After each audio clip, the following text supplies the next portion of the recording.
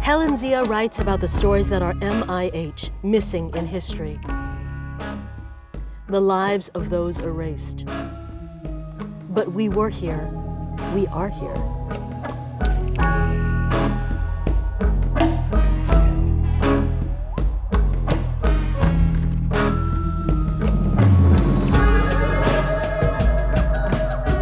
Our exhibition uplifts the histories of violence, imperialism, and displacement, but also of a diaspora that organizes, dreams, and pushes back.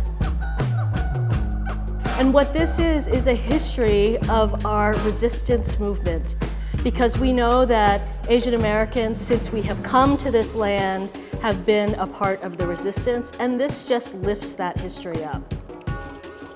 Nourishing Power was born out of the roots of queer Asian American organizing really being anchored in community-based potlucks. They created these safe spaces and slowly invited folks in to then birth movements wherever they were in the country.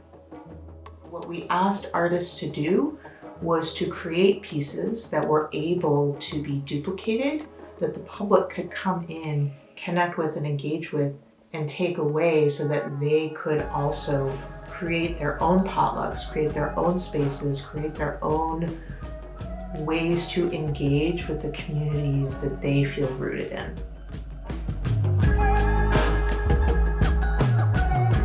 The piece is really about Black communities and the need for reparations here in San Francisco, and to speak to Chinese audiences about it. Right now, San Francisco's demographics are changing rapidly, and we see a much more conservative side coming out.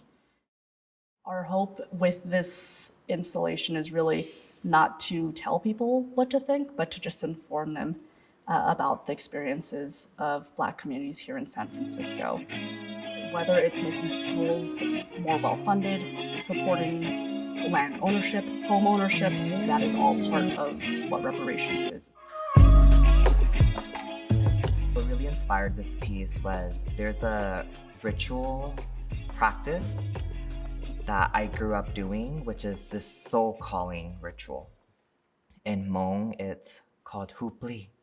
Our queer Hmong love dance was really my way of coming home to my body and to my community and my family. Being Hmong and queer, I think really also inspired this work. It's not easy, it's a struggle to be queer and Hmong, but I get to really move and dance through that. And I think in doing so, I get to reclaim my power. I get to share my stories and share my love for my queer and trans Hmong people. It also extends to queer and trans AAPI folks, queer and trans people everywhere.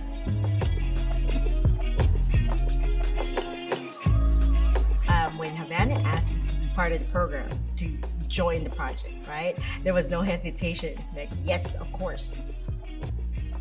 The first time she showed me the draft, right? I got emotional because I've shared my story many times, right? But seeing in this form, how she made it with pictures, it brought it to life. I hope that whoever reads it, would feel the love, the journey, that through it all, I'm here today, I overcame, and I have a community. So at the center of the painting is the Palestinian symbol of a watermelon, because Palestinian flag is not allowed to be flown in Palestine. And so watermelon, because it has the colors of the Palestinian flag, is used as a form of protest, rebellion. And there's just like something really beautiful I found about the symbol. And so I got interested in symbolism. And so I started to think about, like I started with the circle and the watermelon in the center, And then I had this idea of like adding concentric circles. Each ring in the painting outside of the watermelon represents a country from South Asia or a territory like Kashmir. So I wanted to make sure to include Kashmir, who are continuing to fight for their liberation. As a people who descend from refugees and migrants, fleeing borders and crossing oceans, we know that stories do not sit still. Our exhibition traces the journeys these stories take across generations, across geographies, and into the movements we are currently building today within the Acre Network. From the fight for statewide pardons for the formerly incarcerated, to confronting anti-Blackness and dismantling systemic racism, to mobilizing for the liberation of Palestine, to organizing for trans and queer liberation, to reclaiming our histories and refusing historical erasure.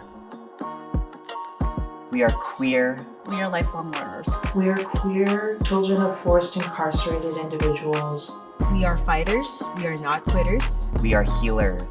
disabled, caregivers, advocates. We are proud, formerly incarcerated. We are Hmong. We are worthy.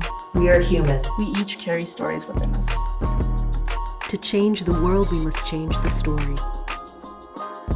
And we are just getting started.